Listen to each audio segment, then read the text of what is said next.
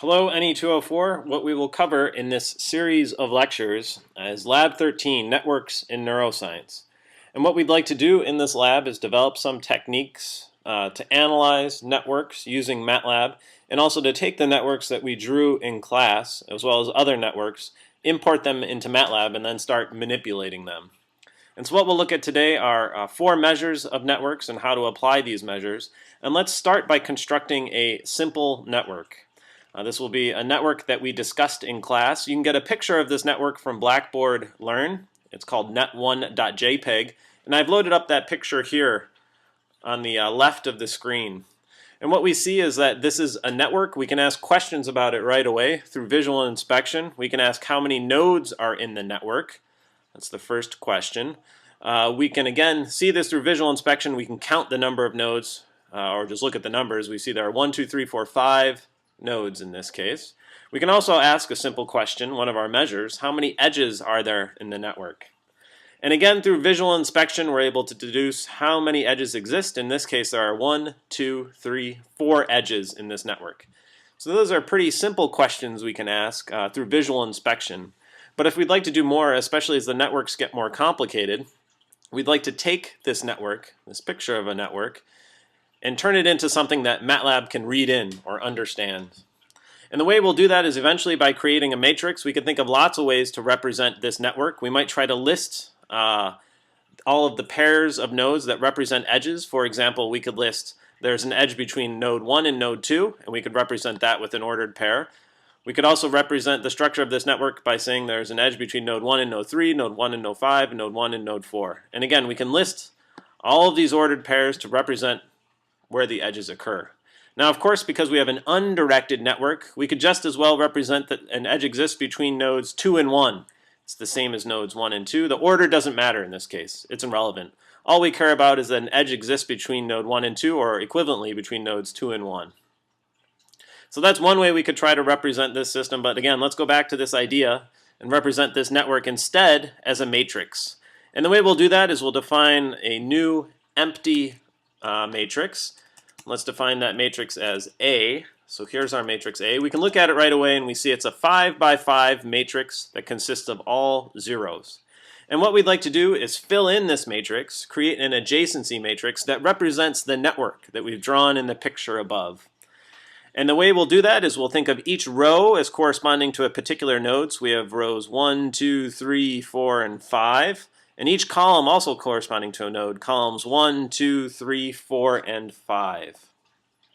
And what we'll do is fill in this matrix with zeros and ones, where 0 indicates that an edge does not exist between a node pair, while a 1 indicates that an edge does exist between a node pair. So what we'd like to do is let's first update and include in our adjacency matrix the edge between nodes 1 and nodes 2. And the way we'll do that is we'll update A, and we'll specify that we'd like an edge to exist between node 1 and node 2. So we'll set that value instead of 0 to 1. And we can do that. And because we want our matrix to be symmetric, we don't care about the ordering of the edges. We'll also place another edge here between node 2 and node 1, and we'll set that to 1. Good, so that specifies one edge in our picture, now in our adjacency matrix. And if we want, we can look at our adjacency matrix again. I'll just hit A at the command line, and we see that we now include a single edge. Remember, our matrix is symmetric. This edge indicates, or this 1 indicates an edge between node 1 and node 2, so row 1 and column 2, or equivalently an edge between row 2 and column 1. It's the same thing. And what we'd like to do is update this matrix. So this is the next in-lab question. Let's update this adjacency matrix to include all of the edges in the picture. And how do we do that? Well, we'd like to include an edge between node 1 and node 3. So let's set that to 1. And between node 3 and node 1. So let's set that to 1.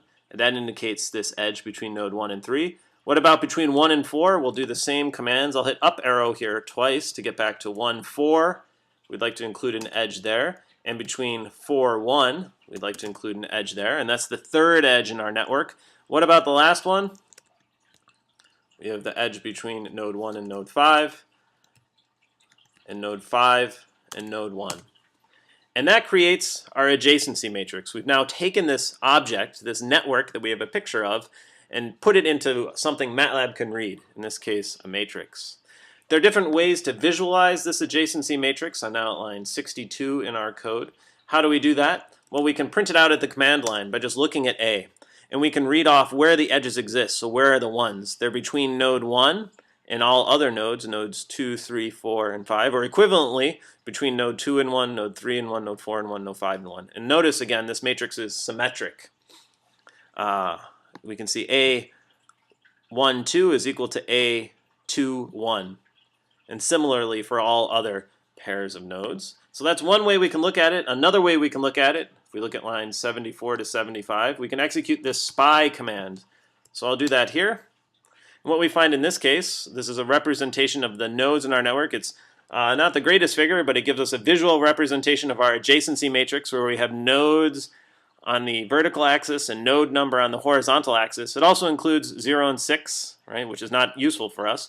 But what we can see here, the blue dots indicate edges. We see there's an edge between node 1 and node 2, node 1 and node 3, node 1 and node 4, and node 1 and node 5. And that this thing is symmetric. We also have edges between 2 and 1, 3 and 1, 4 and 1, and 5 and 1. So this matrix A that we've created is called the adjacency matrix. Value of 1 indicates an edge between a node pair, while a value of 0 indicates no edge between that node pair. This matrix is always symmetric, so that Aij is equal to Aji. We can flip this thing over along the diagonal and we get the same picture. Now for part 2 of the lab, we will consider network measures. We've constructed the adjacency matrix. We can now use this adjacency matrix to perform operations in MATLAB. And we've discussed 4 operations in class for measures that we'd like to compute. We want to know the number of edges in the network, the degree, the path length between nodes, and the clustering coefficient of the nodes. So let's do that now. And we'll start in part 2a by counting up the number of edges in a network. Now the simplest way to do this, at least for the 5-node network we've drawn here on the left, is to count the number of edges by hand. And we could do that in this case for this simple network. And if we count up, we see there are 1, 2, 3, 4 edges in this network. So that's not so bad, and it works fine for small networks. But what if we have 200 nodes? We would not want to count the number of edges by hand. So there's a better way to do this. We can use MATLAB to count up the number of edges, and we'll do that by looking at our adjacency matrix A. So if we look at our adjacency matrix A, here it is, I plotted out at the command line, we'd like to count up the number of edges. And we might think about how to do that. How would we add up all of these edges? Well, our intuition might be we'd like to add up these ones. So if we add up these 4 ones, we'll get the value 4, and that corresponds to the 4 edges we see in the network. We have to be a little bit careful. Maybe we could try to add the first row in this particular case, but in general that won't work. And we might try to add up all the values in A. So that's one thing we might try, but what happens if we do that? If we add up all the ones that we see in A, we double count the edges. So we get 1 for an edge between node 1 and node 2, and we get a second one for an edge between node 2 and node 1. So if we add up all of these ones, we get 1, 2, 3, 4, 5, 6, 7, 8. We get double the number of edges, and it's because we're double counting. So if we go back to our picture, and if we simply add up all the values in A, we're counting the edge from 1 to 2, and also the edge from 2 to 1. So we double count. But that's okay. If we know we're double counting, we can account for that. And the way we can do that is dividing our result by 2. So again, an intuition we might have is to sum up all of the values in A. This is not the only way to do this, but it's the way I will try right now. So what we'd like to do is we'd like to sum up A. We'd like to sum up the values of A, and we'd actually like to sum the entire matrix, the entire 2-dimensional matrix. So we want to call the sum command and execute it along the first dimension of A, and then sum that thing up again. So we want to sum it twice and also add up along the second dimension. And we might think about what answer do we expect. If we sum up all the values along the first and second dimension of A, what do we get? We get the value 8. Now why do we get the value 8? Well, that corresponds to the 8 ones that we observe here. And again, we said that we've double counted. We count each edge twice. So instead of having, I'm going to hit up arrow here, we're going to sum up A along the first and second dimension, and then we're going to divide by 2. And that should give us the number of edges in the network. We want to sum up A along the first and second dimension, so we're going to sum up all values in our adjacency matrix, That gets us all the ones, but it double counts the edges. So we divide by 2 to get, in this case, 4, the number of edges in the network. Now for part 2b of lab, we will consider the degree, the number of edges that touch each node. We can determine the degree in this case by looking at our very simple network, network 1, and we can count up the degree, and we know what it should be for node 2 and node 3 and node 4 and node 5 and node 1. And again, we can do that by visual inspection in this case because the network is so simple. But instead, let's use our adjacency matrix. And we can use this adjacency matrix to construct the degree or to compute the degree for each node. And let's start by looking at node number 1. And one way we can do that is by looking at row 1, all columns. And what we see when we look at row 1, all columns, is that there are 4 ones. What do these ones correspond to? These correspond to the edges between node 1 and node 2, node 3, node 4, and node 5. And so therefore, in this case, we can calculate the number of edges that touch node 1. We see if we sum up these ones, we get 4. And that's consistent with our picture, where here node 1 has how many edges? 1, 2, 3, 4. So we can use the adjacency matrix, the same trick, I'll hit up arrow, and we can use the adjacency matrix to figure out the degree of node number 2. How many ones are there? There's only one in this case, this first value, which indicates an edge between node 1 and node 2. And what we see in this case is that the degree of node 2 is 1. And again, that's consistent with our picture. And we can repeat this procedure for all nodes in this case. It's not so bad with 5 nodes. We can count all these up and do it by hand. But if we have 200 nodes, again, this procedure would become much too complicated or tiresome for us to do by hand. So what we can do instead is let's use MATLAB to compute the degree of each node. And the way we can do that is by issuing the following command. It's at line 136 of our code. We'll compute the degree, and we'll use this sum a comma 2. So let's do that command. And now let's look at the values in degree. So if I type degree now at the command line, I see that there are 5 values.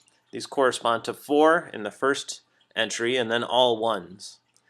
And the claim is that this corresponds to the degree of node 1. Again, we saw it was 4 before, and then node 2, 3, 4, and 5 all have a degree of 1. And this matches exactly our expectation. If we look at the picture, we see that node 1 does have a degree of 4. And so again, we can use this command sum a2. We're summing up in this case along columns. You might think about whether sum a comma 1 will work just as well, and if so, why? The answer is yes, it will work just as well, and you might think about why. What's the property of this network that allows that command degree? I can do it right here. Sum a1. So what is the degree now? Exactly the same values, slightly different orientation, and you might think about how that command, degree sum a comma 1, is different from degree a sum comma 2, and why they give the same results. So something to think about there. And again, we're using the sum command to what we were, it corresponds exactly to what we were doing by I, where we were summing up all of these values along rows or columns in our matrix, and we're using that to get the degree. One measure we talked about in class was the average degree, where we compute the degree for each node and then take the mean or average of them. And we can compute the average degree again by issuing a command in MATLAB. We'll take the degree we just computed and then compute its mean. And what do we find in this case? The average degree is 1.6, and this should match exactly what we found in class and also our intuition. We expect the degree to be something between 1 and 4, and in this case we get 1.6.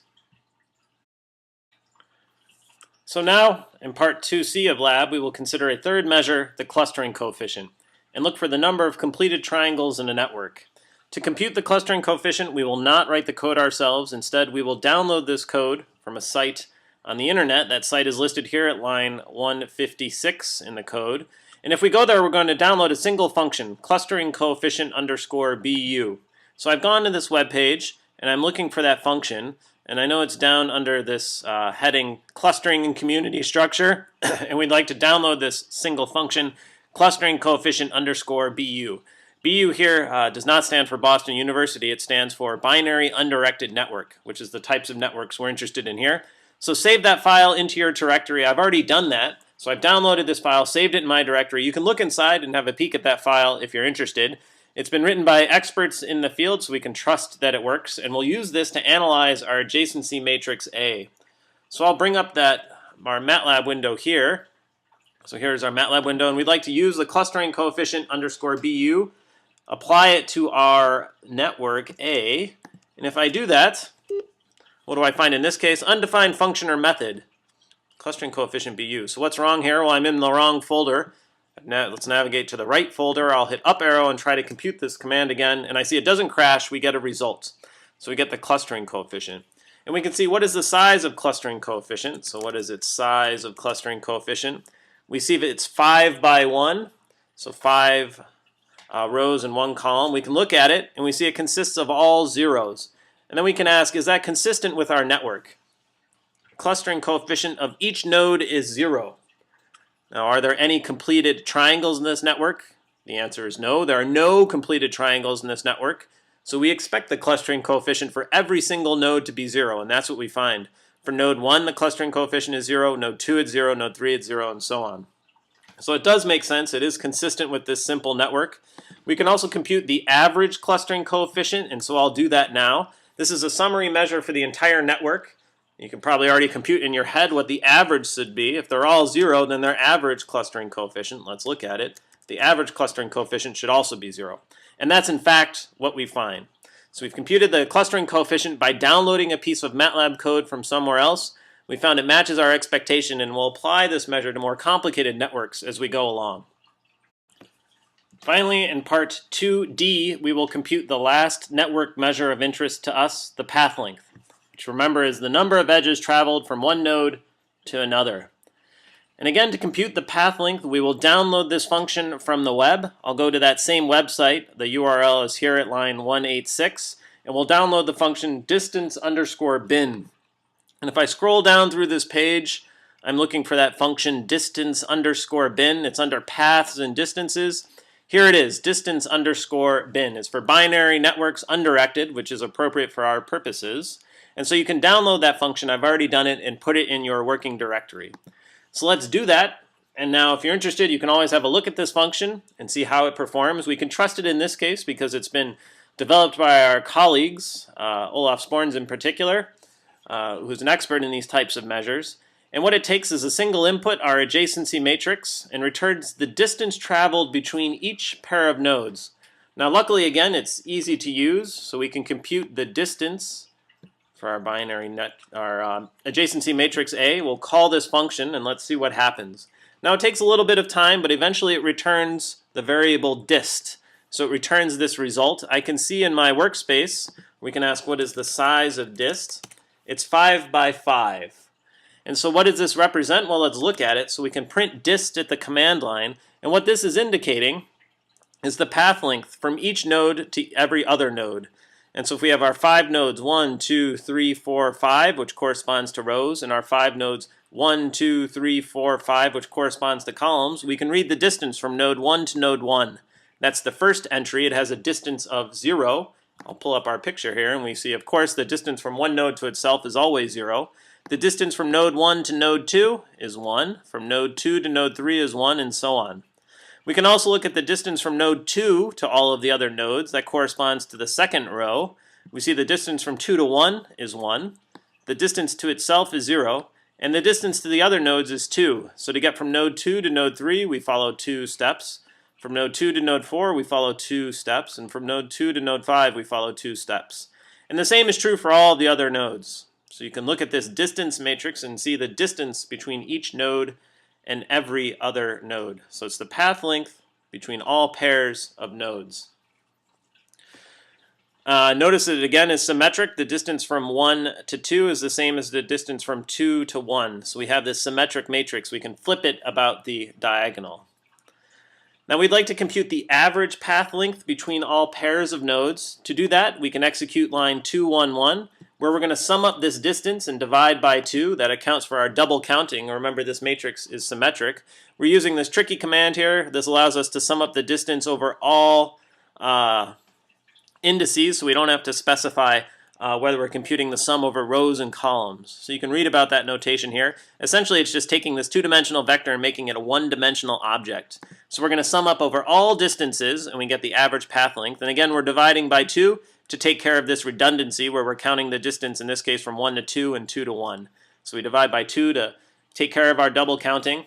And we said we wanted to scale this by the number of possible node pairs. And we wrote down an equation for the number of possible node pairs in class. If we look at line 216, it's the number of nodes times the number of nodes minus 1 divided by 2. So n choose 2.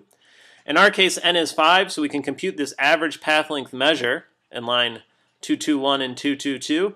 Where here we're specifying the number of nodes using this distance measure, summing up all of those values, and then scaling by the number of node pairs.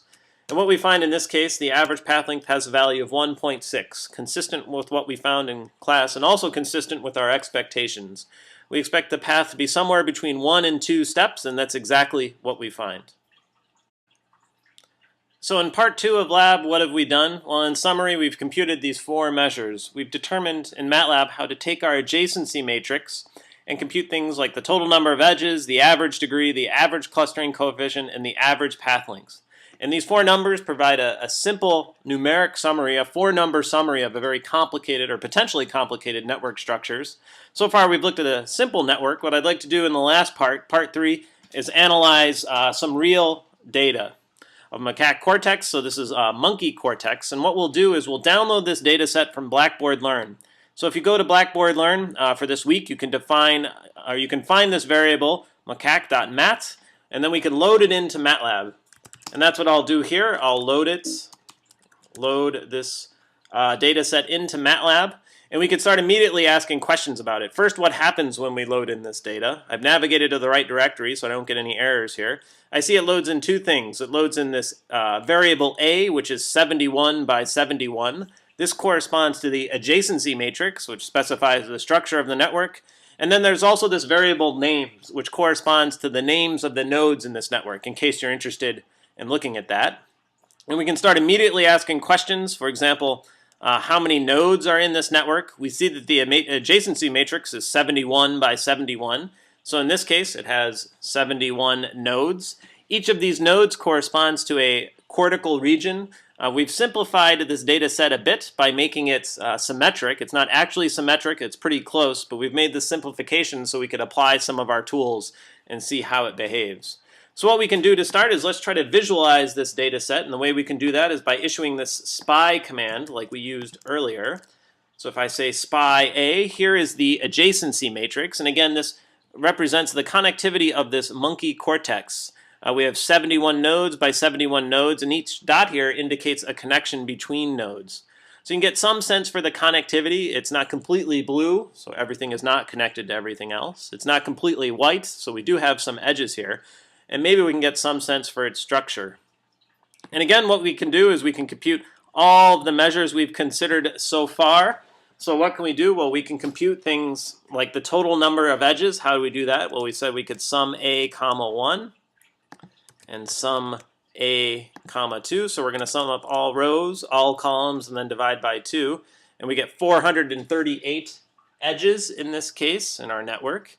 We can compute things like the average degree, and how do we do that? Well, we can scroll up in our code and figure out how do we compute the degree. If I hit degree and up arrow, we can sum up our matrix, our adjacency matrix A along the second dimension, and then compute the average degree. How do we do that? Well, we take the mean of degree. So we can compute the average degree, and let's have a look. What does that equal? The average degree. 12.3, so we find the average degree of 12.3 in this case. So each node connects to approximately 12 other nodes.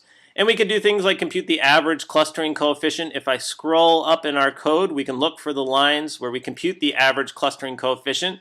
We can use the exact same operations, so I'll copy this line, 166. Now we've defined the adjacency matrix A to correspond to this monkey cortex.